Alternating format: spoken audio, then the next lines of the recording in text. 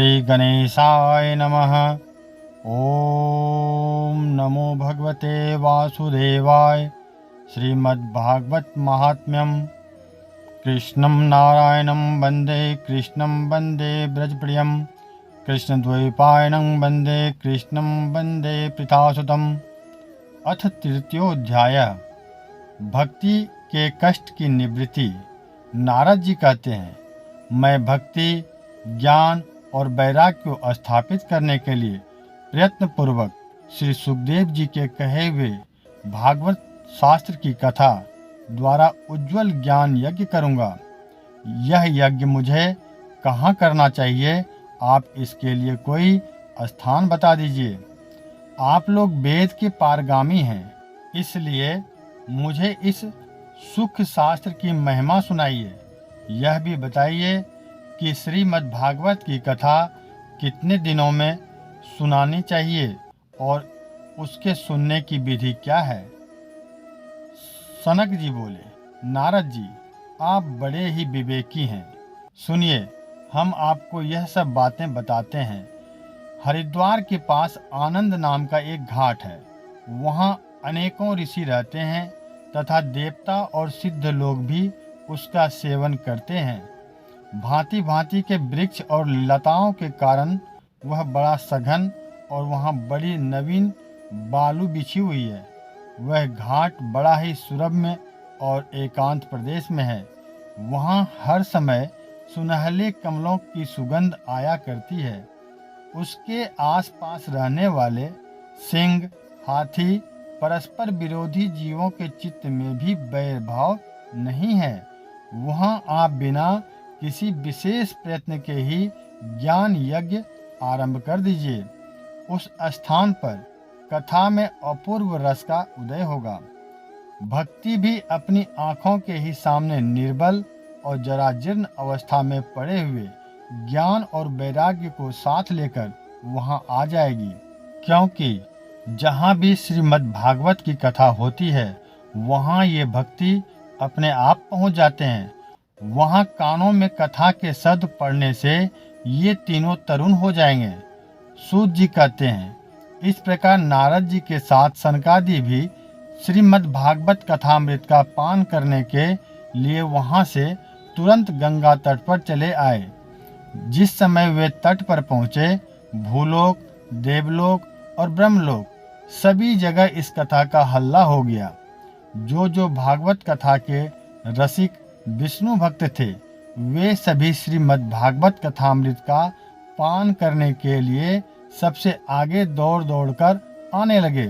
भृगु, वशिष्ठ, च्यवन, गौतम, देवल, देवरात, परशुराम, विश्वामित्र, साकल, मार्कंडे, दत्तात्रेय, पिपलाद, योगेश्वर व्यास और पराशर, छायासुख, जजाली आदि सभी प्रधान मुनिगण अपने अपने पुत्र, शिष्य और स्त्रियां समेत बड़े प्रेम से वहां आए। इनके सिवा वेद, मंत्र, तंत्र, 17 पुराण और गंगा आदि नदियां, पुष्कर आदि सरोवर, कुरुक्षेत्र आदि समस्त क्षेत्र, सारी दिशाएं, दंडक आदि वन, हिमालय आदि पर्वत तथा देव और दानव कथा सुनने चले आए। जो लोग अपने गौरव के कारण नहीं आए, महर्षि भृगु उन्हें समझा बुझाकर ले आए। तब कथा सुनाने के लिए दीक्षित होकर श्री कृष्ण परायण सनकादि नारद जी के दिए हुए श्रेष्ठ आसन पर विराजमान हुए। उस समय सभी श्रोताओं ने उनकी वंदना की। श्रोताओं में वैष्णव, विरक्त, सन्यासी और ब्रह्मचारी लोग आगे बैठे और उन सब के आगे नारद जी विराजमान हुए। एक ओर ऋषिगण, एक ओर देवता, एक ओर वेद और उपनिषद तथा एक ओर तीर्थ बैठे और दूसरी ओर स्त्रियां बैठी। उस समय सब ओर जय जयकार, नमस्कार और शंखों का शब्द होने लगा और अबीर, गुलाल, खील एवं फूलों की खूब वर्षा होने लगी। कोई कोई देव श्रेष्ठ तो विमानों पर चढ़कर वहां बैठे हुए सब लोगों को कल्प वृक्ष के पुष्पों की वर्षा करने लगे। सूत जी कहते हैं, इस प्रकार पूजा समाप्त होने पर जब सब लोग एकाग्रचित हो गए, तब सनकादि ऋषि महात्मा नारद को श्रीमद् भागवत का महात्म्य स्पष्ट करके सुनाने लगे। सनकादि ने कहा, अब हम आपको इस भागवत शास्त्र की महिमा सुनाते हैं। इसका श्रवण मात्र से ही मुक्ति हाथ लग जाती है। श्रीमद् भागवत की कथा का सदा आस्वादन करना चाहिए। इसके श्रवण मात्र से श्री हरि हृदय में आ विराजते हैं। इस ग्रंथ में 1000 श्लोक और 12 स्कंद हैं तथा श्री सुखदेव और राजा परीक्षित का संवाद है। आप यह भागवत शास्त्र ध्यान देकर सुनिए। यह जीव इस संसार चक्र में भटकता है। जिस घर में नित्य प्रति श्रीमद् भागवत की कथा होती है वह तीर्थ रूप हो जाता है, और जो लोग उसमें रहते हैं उनके सारे पाप नष्ट हो जाते हैं। हजारों अश्वमेध और सैकड़ों वाजपेयी यज्ञ इस सुख शास्त्र की कथा का 16वां अंश भी नहीं हो सकते। जब तक लोग अच्छी तरह श्रीमद् भागवत का श्रवण नहीं करते, तभी तक उनके शरीर में पाप निवास करते हैं। फल की दृष्टि से इस सुख शास्त्र कथा की समता गंगा, गया, काशी, पुष्कर या प्रयाग कोई तीर्थ भी नहीं कर सकता। यदि आपको परम गति की इच्छा है तो अपने मुख से ओम नमो भगवते वासुदेवाय यह 12 अक्षर मंत्र का पाठ करता है, और जो पुरुष अंत समय में श्री भगवत का वाक्य सूर्य करता है, उस पर प्रसन्न होकर भगवान उसे वैकुंठ धाम देते हैं। जो पुरुष इसे सोने के सिंहासन पर रखकर विष्णु भक्त को दान करता है, अवश्य ही भगवान को प्राप्त करता है। जिस दुष्ट ने अपनी सारी आयु में श्रीमद् भागवत कथामृत का थोड़ा सा भी स्वादन नहीं किया, उसने तो अपना सारा जन्म चंडाल और गधे के समान व्यर्थ ही गंवा दिया। वह तो अपनी माता को प्रसव पीड़ा पहुंचाने के लिए ही उत्पन्न हुआ। जिसने इस सुख शास्त्र को थोड़े से भी वचन नहीं सुने, वह परमात्मा तो जीता हुआ ही मुर्दे के समान है। संसार में श्रीमद् भागवत की कथा का मिलना अवश्य ही कठिन है। जब करोड़ों जन्मों का पुण्य होता है तभी इसकी प्राप्ति होती है।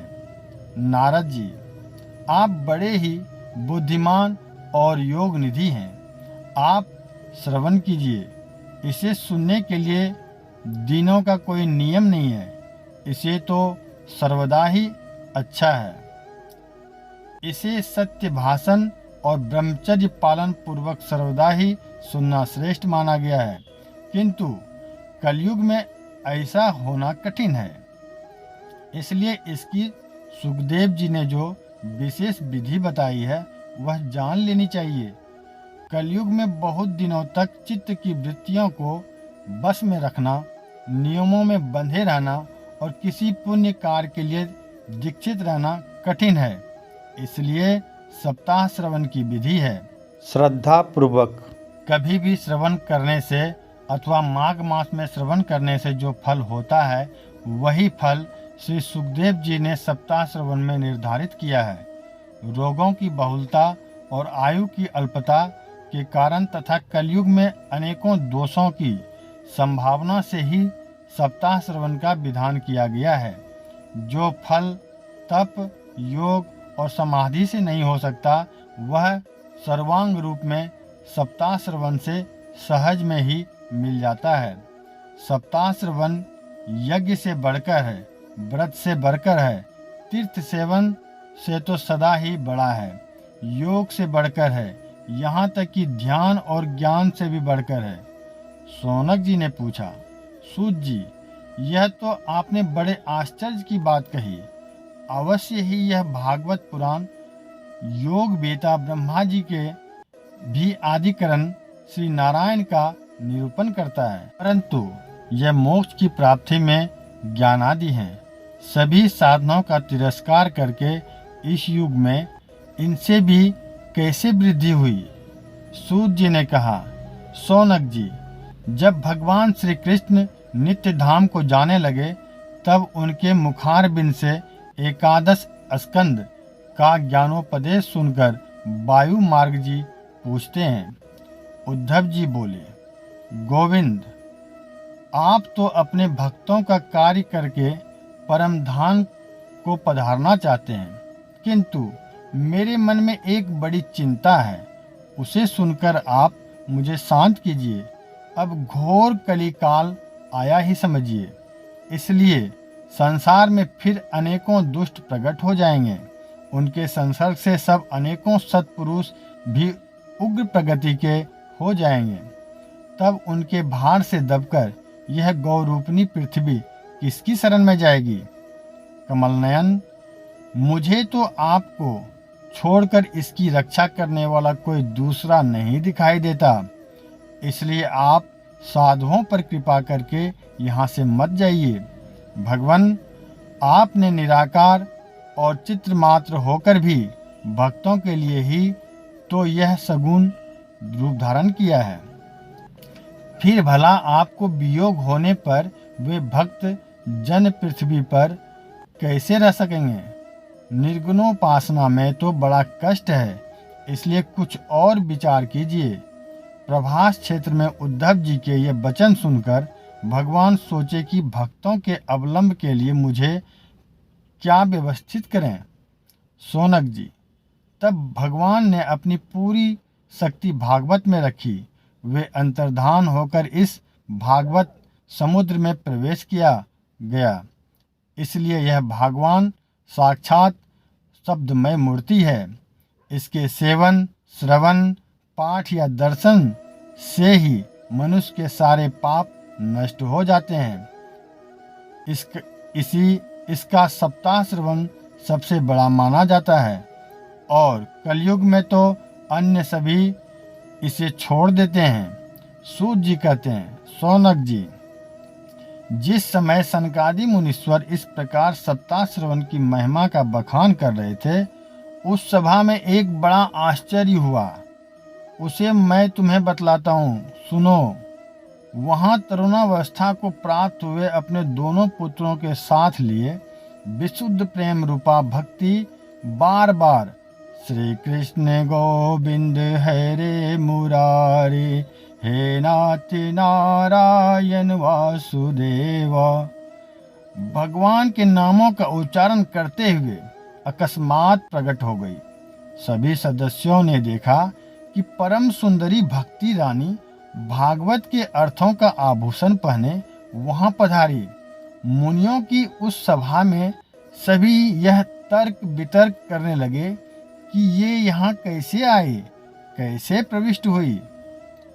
तब सनकादि ने कहा, ये भक्ति देवी अभी अभी कथा के अर्थ से निकली है। उनके ये वचन सुनकर भक्ति ने अपने पुत्रों समेत अत्यंत विनम्र होकर सनत कुमार जी से कहा। भक्ति बोली, मैं कलयुग में नष्ट प्राय हो गई थी। आपने कथामृत से सींच कर मुझे फिर पुष्ट कर दिया।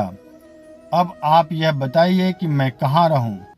यह सुनकर सनकादि ने उससे कहा, तुम भक्तों को भगवान का स्वरूप प्रदान करने वाली, अनन्य प्रेम का संपादन करने वाली और संसार रोग को निर्मूल करने वाली, अतः तुम धैर्य धारण करके नित्य निरंतर विष्णु भक्तों के हृदय में ही निवास करो।